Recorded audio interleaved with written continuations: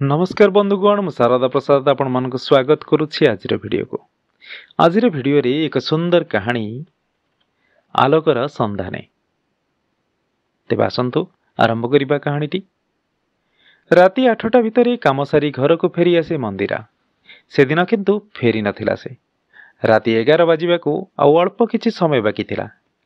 सबुदिन परी से दिन भी मु तार फेरिबा बाट को चाही झरका पाखरे बसिथिली घरर सबु आलुओ को लिभेई देई आउ परदा फांकरू उंडुथिली बाहर को बारंबार जेमिति सबुदिने करे।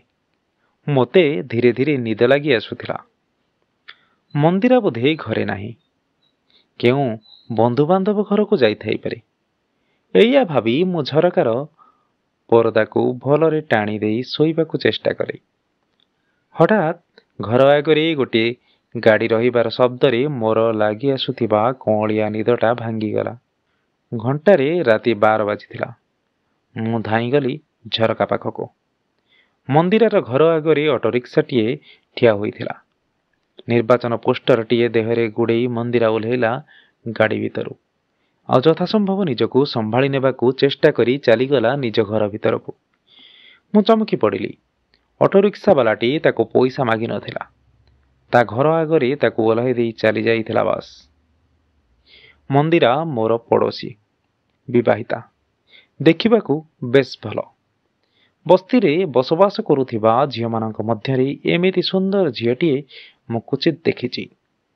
सेथिपाई बोधे मंदिरा को निरीक्षण करिबाकू भल लागे मते। मंदिरार घर आगरे गंगशिउली गछटीए। सकाळु उठी से जेतेबेले तळे झड़ी पड़िथिबा गंगशिउली फूल सबको संग्रह करे मु सेतेबेले ब्रश रे पेस्ट लगेई दांत घसीबा बहाना रे घरु बाहरी आसे पदाको। अभिप्राय केवल मंदिरा को टिके देखिबा आउ से भी फूल गोटाऊ गोटाऊ टिके हसिला चाहाणी रे चाही दिए मते। मनटा पूरी उठे मोर। सकाळर नित्य कर्म सारी मु बाहरी जाए मो कामरे आउ मंदिरा भी बाहरी जाए ता कामरे। संध्यारे कामरु फेरिला परे मु मो अंधकार घरर झरका आड़वाड़े रही अपेक्षा करे ताकू। राति 8टा पाखापाखी से घर को फेरे ता काम सारी। मु झरकार पर्दा को अल्प आड़ाई देखी निए ताकू। से किंतु मते देखी न पारी घर आड़े खोजिला खोजिला आखिरे चाहे आउ पसी जाए ता घर भीतर को। दिन भितरे एई दुई थर ही मु टिके सुजोग पाए मंदिरा को देखिबाकू। मंदिरार स्वामी गोटे घोड़ा मदुआ निकमा पुरुषटाए। ना ना एभली मनीष मानक पुरुष कुहा जाई पारे ना। पुरुष जातिर अपमान हेबो। से जे पुरुष नारे गोटाए कलंक कहिले ठीक हेबो। इच्छा हेले से काम को जाए नहेले दिन राति सोई थाए घरे। बेले बेले मंदिरार घर भितरु सुना जाए ता मदुआ स्वामीर गालीगुलज धूम भूस आवाज सह जिनिसपत्र बासनकुसना आदि फोपाड़ीबार शब्द। धीरे धीरे मु भल पाई बसीथिली बोधे मंदिरा को। कारण मु जेते जेते लगाम देउथिली मन को मन सेते सेते लगाम छड़ा हेउथिला जेमिति। शेषरे निजको निजे मु बुझेई देउथिली जे हेउ मंदिरा विवाहिता। कौन हेला सेठू? भल पाइबार अर्थ कौन केवल विवाह प्राप्ति भोग? आदौ नुहे। भल पाइबा तो एक स्वर्गीय अनुभव। मु तो खाली से स्वर्गीय सुख को अनुभव करुछि दूर रे रही। असुविधा केउठी? बेले बेले निजको पचारे मु मंदिरा मते देखी हसे कहीं। मु बाहरे नथिले खोजिला खोजिला आखिरे मो घर आड़े चाहे कहीं। रास्ता रे घाट रे देखीदेले ता ओठरे सरु हसधारे खेली जाए कहीं। मुहरे मुह पड़ीगले न जानिला परी मुह बुलेई निए कहीं। से भी कौन मते मने मने भल पाए कि जानी? जेउ दिन ता स्वामी ताको पिटी थाए से दिन चुली जलेनी मंदिरा घर घरे। ता स्वामी मद ढोले पी कि सोई जाए आउ दिनरू राति जाए खटिकी भी भोकरे आउटु पाउटु हेउ थाए मंदिरा। बहुत कष्ट हुए मो मन को। साहाज्यर हाथ बढ़ेले मना करे मंदिरा। मु भी ता स्वाभिमान रे आघात देबाकू चाहेनी। केबे केबे जबरदस्ती किछि साहाज्य करिदेले कृतज्ञतारे मुंड नई जाए तार। आजिकाली मंदिरा मोठारू साहाज्य नेबाकू निजको असहज मने करे ना आउ। बेले बेले ता दुख कही कांदी पकाए से मोआ करे। से जे धीरे धीरे मो आड़को ढलिबाकू आरंभ करिछि बुझिपारे मु। काहींकि बा न ढलिब? ସ୍ନେହ, ସହାନୁଭୂତି, ଆଦର, ବିଶ୍ୱାସ ପାଇଲେ ଜୀବଜନ୍ତୁ ବି ପୋଷା ମାନି ରହିଯାଆନ୍ତି। ଆଉ ମନ୍ଦିରା ତ ସରଳ ନିରୀହ ମଣିଷଟିଏ। ମୁଣ୍ଡ ଥୋଇ କାନ୍ଦିବାକୁ କାନ୍ଧଟିଏ ତ ସଭିଙ୍କୁ ଲୋଡ଼ା। ଦିନେ ମୁଁ ସାହସ କରି ମନ୍ଦିରାକୁ ପଚାରିଲି, ତୁ ଏ ନର୍କରେ ପଡ଼ି ରହିଛୁ କାହିଁକି? ଦୂରକୁ କୁଆଡ଼େ ଚାଲି ଯାଉନୁ କ'ଣ ପାଇଁ? ତୋ ନିଜ ପେଟ ପୋଷି ପାରିବାର କ୍ଷମତା ତୋ ଭିତରେ ଅଛି। ତଥାପି ତୁ ଏଠି ଏମିତି ମୁହଁ ମାଡ଼ି ପଡ଼ି ରହିବାର ମାନେ କ'ଣ? ତୋ ଭରସାର, ତୋ ଭଲ ପାଇବାର କି ମୂଲ୍ୟ ସେ ଦେଉଛି ତୋତେ? ତଳକୁ ମୁହଁ ପୋତିଲା ମନ୍ଦିରା। କହିଲା, ଏକୁଟିଆ ସ୍ତ୍ରୀ ଲୋକଟିର ଜୀବନ ଯେ କେତେ ଦୁର୍ବିଷୟ, କେତେ ଅସୁରକ୍ଷିତ ସେ କଥା କ'ଣ ତୁମକୁ ଅଜଣା? ତା ଛଡ଼ା ସେ ହେଉ ପଛେ ମଦୁଆ, ମୋ ସ୍ୱାମୀ ତ। ଭାବିନିଅ, ସ୍ୱାମୀ ନାଁରେ ସେ ମୋର ରକ୍ଷା କବଚ। ମୁଁ ଚୁପ୍ ରହିଲି ମନ୍ଦିରାର ଉତ୍ତରରେ। ସେଦିନ ବସ୍ତିକୁ କିଛି କୁଜିନେତା ଆସିଥିଲେ ନିର୍ବାଚନ ପ୍ରଚାର ପାଇଁ ଲୋକ ଗୋଟେଇବାକୁ। ଗାଡ଼ିରେ ବସେଇ ନେବେ, ପୁଣି ଗାଡ଼ିରେ ବସେଇ ଆଣି ଛାଡ଼ିଦେବେ। ଖାଇବା ପିଇବା ମାଗଣା। ପୁଣି ତା ଉପରେ ମୁଣ୍ଡ ପିଛା 500 ଟଙ୍କା ଲେଖାଏ ରୋଜଗାର। ବସ୍ତିର ବହୁତ ଲୋକ ବାହାରିଲେ ଯିବା ପାଇଁ। ମନ୍ଦିରା କିନ୍ତୁ ଯିବାକୁ ଚାହୁଁନଥିଲା ସେ ଜାଗାକୁ ଆଦୌ। ତା ସ୍ୱାମୀ ତାକୁ ଏକରକମ ଠେଲି ଠେଲି ନେଇ ଗାଡ଼ି ଭିତରେ ବସେଇଦେଲା। କହିଲା, ମାଗଣା ଖାଇ ପିଇ ଟଙ୍କା 500 କମେଇବୁ। ତୋତେ କ'ଣ ପଇସା ଗନ୍ଧଉଛି କି? ଯା ଯା।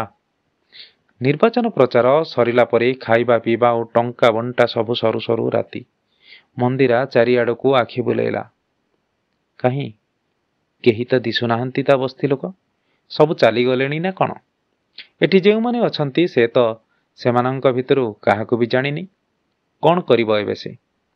ଏତେ ରାତିରେ କୁଆଡ଼େ ଯିବ? ଭାବି ଭାବି କାନ୍ଦ କାନ୍ଦ ହୋଇଗଲା ମନ୍ଦିରା। ଜଣେ ନେତା ପୋଷାକଧାରୀ ବ୍ୟକ୍ତିଙ୍କୁ ପଚାରିଲା, ତାଙ୍କ ବସ୍ତି ଯାଏ ଯିବାକୁ ଥିବା ଗାଡ଼ି ଅଛି ନା ଚାଲିଗଲାଣି ବୋଲି। ତାକୁ ଅସହାୟ ଅବସ୍ଥାରେ ଦେଖି ନେତା ଜଣଙ୍କ ତା ମୁଣ୍ଡରୁ ଗୋଡ଼ ଯାଏ ଆଖି ବୁଲେଇ ଆଣିଲେ ଭଲ କରି। ଆଉ କହିଲେ, ଛକ ଉପରେ ଗାଡ଼ି ଥୁଆ ହୋଇଛି। ସମସ୍ତେ ସେଠି ଅପେକ୍ଷା କରିଛନ୍ତି। ତୁ ଚାଲିଯା ସେଠାକୁ। ମନ୍ଦିରା ଆସି ଛକ ପାଖରେ ଠିଆ ହେଲା। କାହିଁ, କେହି ତ ନାହାନ୍ତି। ଚାରିଆଡ଼େ ଛାଇ ଆଲୁଅର ଲୁଚକାଳି ଖେଳ। ଜହ୍ନର ଝାପ୍ସା କିରଣରେ ସେ ଦେଖିଲା ମଣିଷ ଆକୃତିର ଚାରିଟା କଳା କଳା ଛାଇ ମାଡ଼ି ଆସୁଛି ତା ଆଡ଼କୁ। ଚମକି ପଡ଼ିଲା ସେ। କିଛି ଭାବିବା ଆଉ ବୁଝିବା ଆଗରୁ ଆଖି ପିଛୁଳାକେ ସେମାନେ କାବୁ କରିନେଲେ ମନ୍ଦିରାକୁ।